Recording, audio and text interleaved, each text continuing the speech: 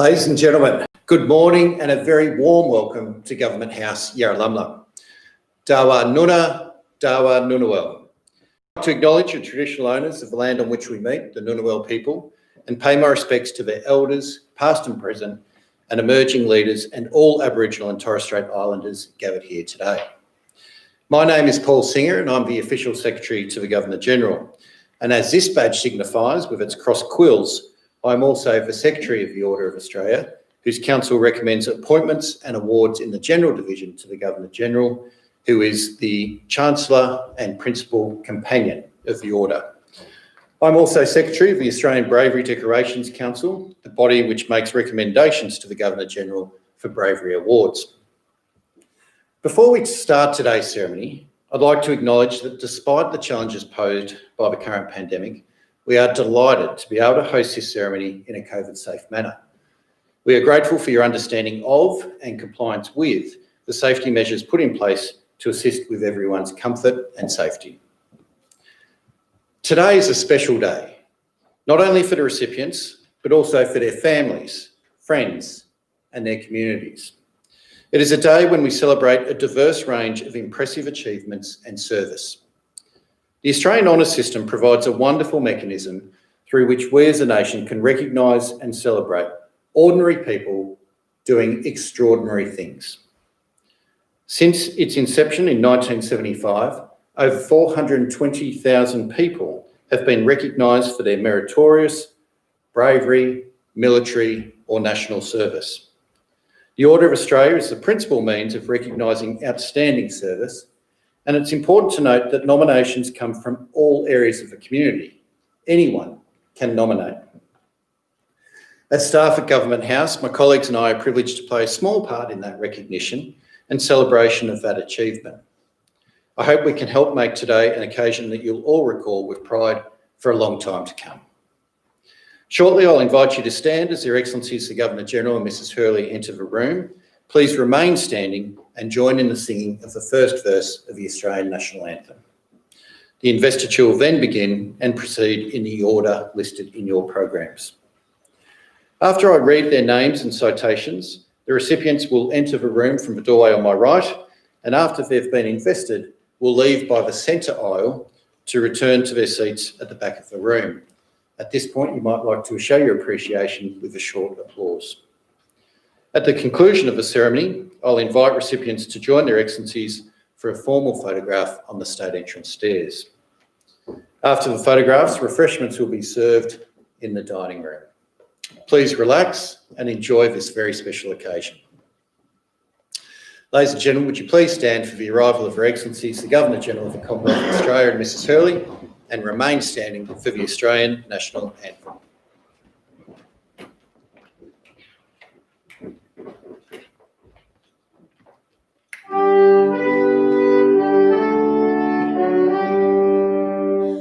Australians, oh, let us rejoice, for we are young and free.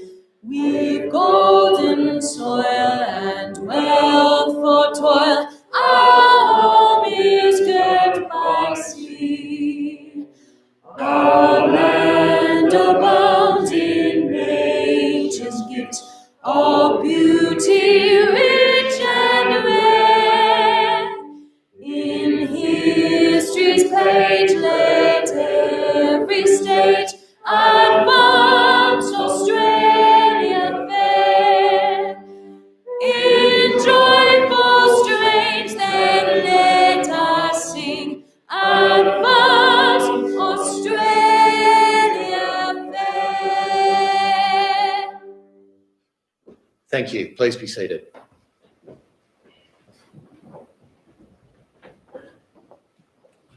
Well, good morning all. A very warm welcome on a slightly damp day to Yarralumla for a very important ceremony for our recipients this morning, and of course for their family and friends who are here to support them and share the moment with them. Again, a very warm welcome, and I'm delighted to have you here at Yarralumla. And on that note, I should start by acknowledging that Yarralumla sits on the land of the Ngunnawal people, who have been the traditional custodians, owners of this land for generation after generation. And we thank them for the care they've shown for this beautiful part of our country over that period, and pay respects to their elders past and present. Today's ceremony, as you will have noticed, has a bit of pomp and protocol about it, uniforms and young people dashing around, getting ready for one of the highlights for this house every year, and that's when we recognise the service and contribution of Australians to their country. Although we do have pomp and ceremony, as I overheard Paul saying, please relax, this is an Australian ceremony. You are allowed to smile, you may laugh if you wish at the appropriate moments, and please acknowledge each of our recipients as they receive their awards. But what are we doing here today? In recent 12 months, the last 12 months, my term with Linda in this office, Australia has seen dreadful drought, flood, bushfires, now a pandemic. Throughout that period, we've had the privilege, the two of us, to either visit or speak on the phone or by some virtual means to countless Australians, both at the coalface and in leadership positions. After every one of those encounters, I come away reinforced in the view of how good and strong a people we are in this country. As I often say, people could criticise me for saying I see Australia through rose-coloured glasses, but I don't. I see it in an empirical sense every day of the week. So we will overcome what's been thrown at us today. And one of the reasons for that is what we're going to see today. A number of people who have provided outstanding service to our country in a variety of fields. On that last note, I'm going to issue you some homework when the investiture, the formal part of the ceremony, has been completed. I want you to watch, listen, take note of the variety of recipients, because I will have homework for you. So it's not all fun today. But on that note, let us commence the formal ceremony.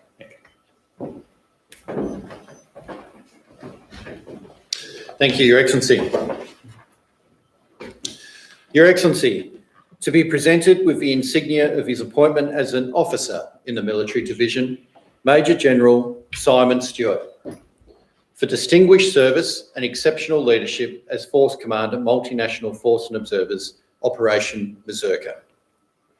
Major General Stewart has displayed exceptional performance and leadership skills in a range of regimental, command and staff appointments throughout his 33-year career, including active service in East Timor, Afghanistan and the Sinai. As Force Commander during Operation Berserker, he was responsible for the implementation of a comprehensive reform program following the rebalance and reconfiguration of the force.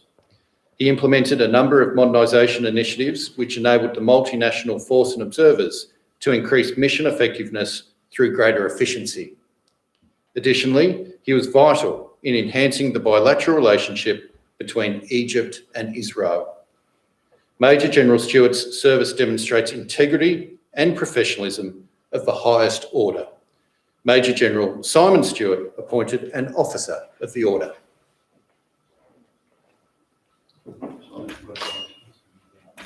Pleasure for me to present this to you. I've watched you over many, many years. Capping it with that, you've been doing them, so thank you very much for your contribution back to Australia and to those two countries.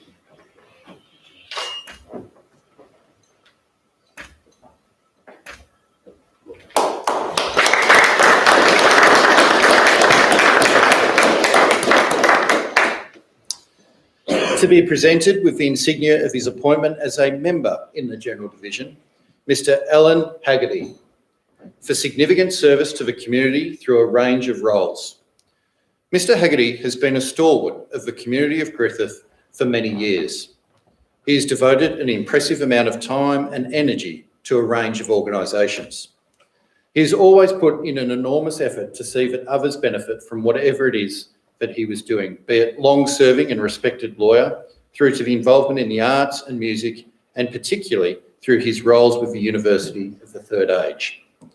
He has served with distinction and without fanfare.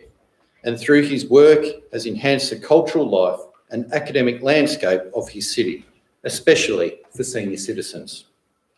Mr. Haggerty is an exemplar of community spirit, and his deep sense of civic duty is deserving of our recognition and praise. Mr. Alan Haggerty, appointed a member of the Order.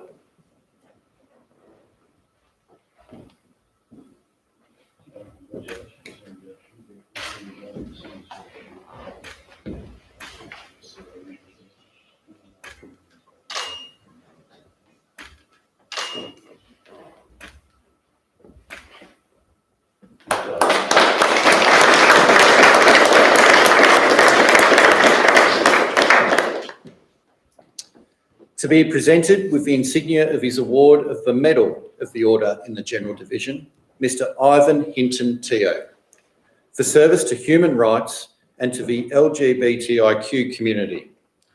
Mr. Hintonteo has been a strong advocate for the equal rights of the LGBTIQ community for over 10 years. After serving as the Deputy Director of the Australian Marriage Equality, he founded Just Equal in 2016, which was one of the most significant groups that forged the way for marriage equality legislation.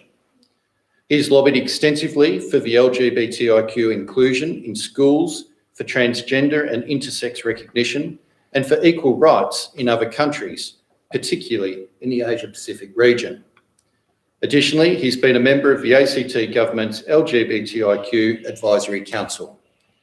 Mr. Hintonteo's drive, his social presence, and his achievements have set a high standard for the LGBTIQ and wider community. Mr. Ivan Hintonteo, awarded the Medal of the Order.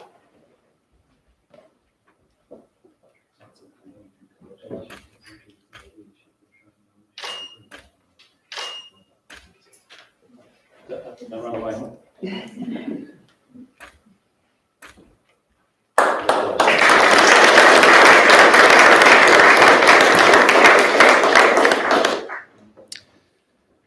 To be presented with the insignia of her award of the Medal of the Order in the Military Division, Warrant Officer Rochelle Henderson, for meritorious service in leadership and advancement of the service as a Naval Police Coxswain.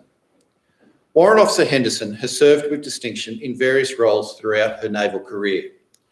As a whole ship coordinator in HMAS Success during Operation Manitou, she developed key operating procedures that have contributed to illegal drug interdiction operations for Navy.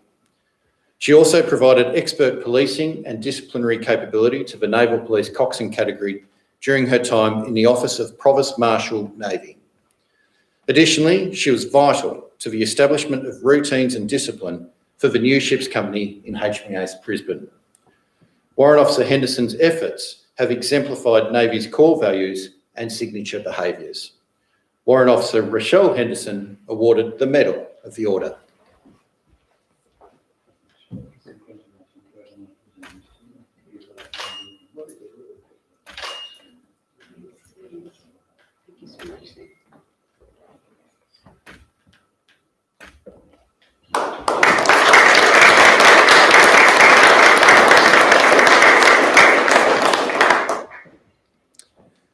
To be presented with the insignia of her award of the Conspicuous Service Cross, Squadron Leader Claire Fry, for outstanding achievement in aircrew human factors performance management and air safety accident investigation for the Australian Defence Force.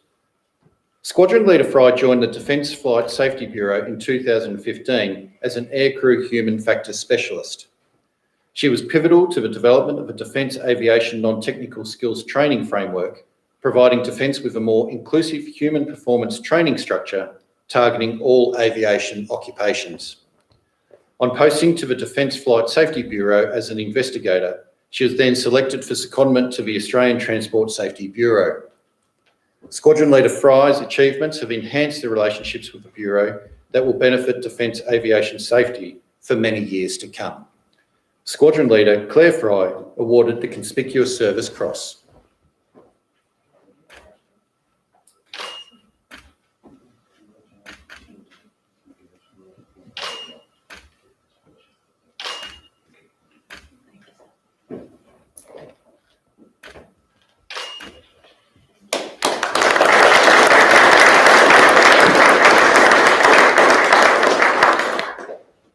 To be presented with the insignia of his award of the Conspicuous Service Medal, Commander Lindsey Gordon, for meritorious achievement as the Deputy Director Submarines Platform. Commander Gordon displayed outstanding knowledge of capability analysis in his role as Deputy Director Submarines Platform. His work has been pivotal in reducing long-term risk to capability and cost, and has proved fundamental to the early design decisions for successful delivery of the attack class submarine. He is widely recognised for his innovative approach to analysis, quantification, justification, and documentation to support the many complex requirements for Navy's future submarine capability. Commander Gordon's superior efforts have enabled him to lead Navy's input to the attack class design effort. Commander Lindsey Gordon awarded the Conspicuous Service Medal.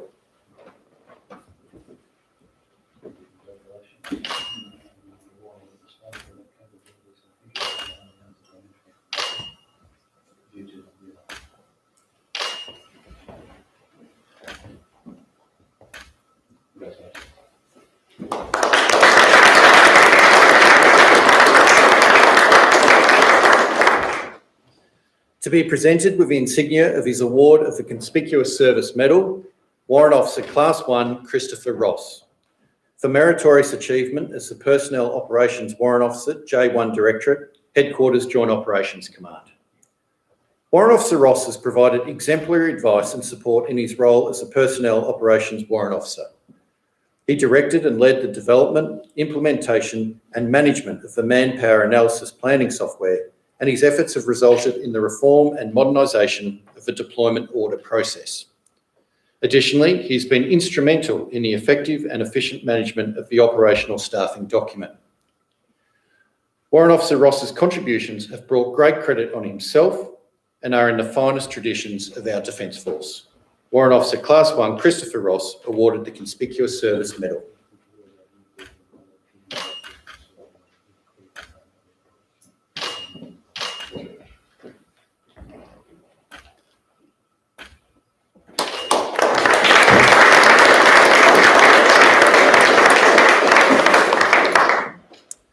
To be presented with the insignia of his award of the Public Service Medal, Mr. George Cilliers, for outstanding public service to planning and development in the Australian Capital Territory.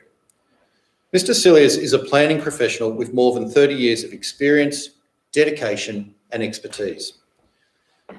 He has been instrumental in the planning and introduction of major modernisation reforms, particularly to the way in which development assessments are undertaken.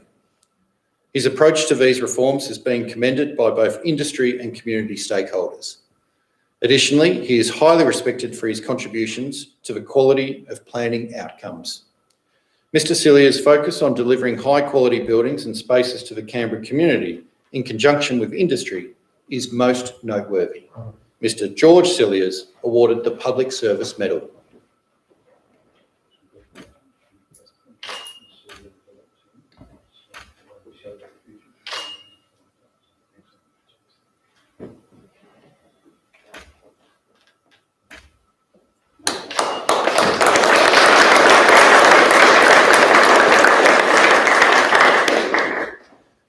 To be presented with the insignia of his award of the Australian Police Medal, Superintendent Jared Taggart, for distinguished service to the Australian Federal Police, particularly in the area of international illegal drug trafficking.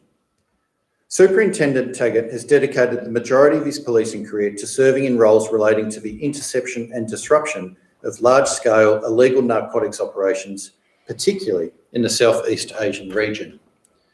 He has completed numerous overseas postings, including as the AFP Liaison Officer to Fiji and the Philippines, and as Coordinator of the Pacific region.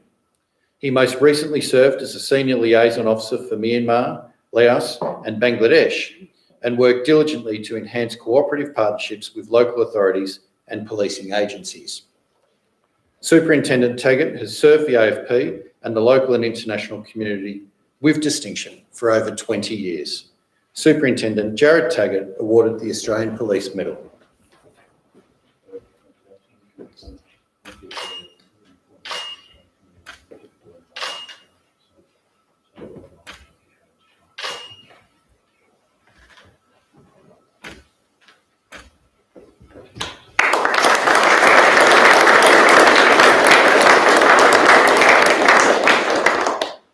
Your Excellencies, ladies and gentlemen, that completes the presentations. I invite the Governor-General to speak.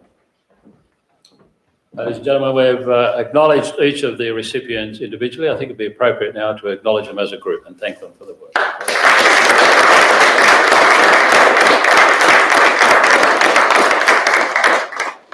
Now to your homework. In Canberra, smaller numbers obviously for each of these ceremonies, which we'll conduct this week and next week to catch up with both Australia Day and the Queen's Birthday award list. And today we're a bit military heavy, but that's not always the case.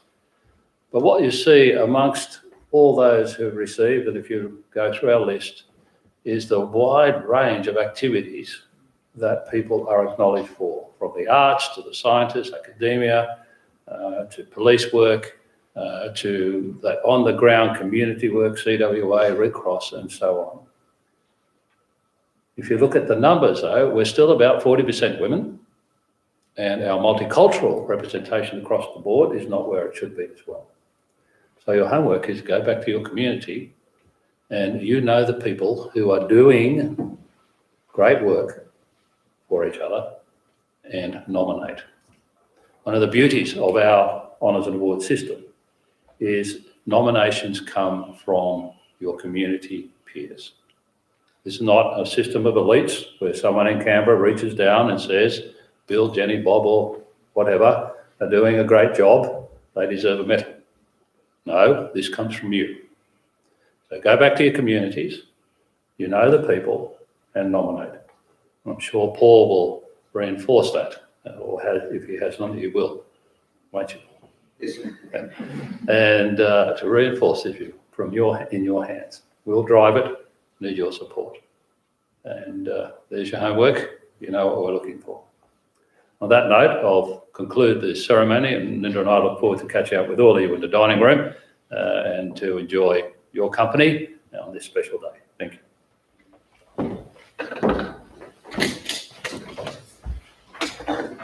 Thank you, Your Excellency.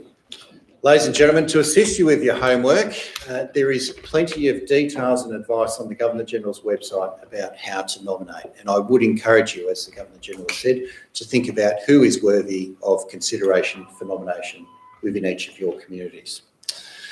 I now invite today's recipients to join Their Excellencies for photographs on the state entrance stairs, and ask that other guests remain briefly in the drawing room until such time as Their Excellencies and guests have departed. Would you please stand for the departure of Their Excellencies?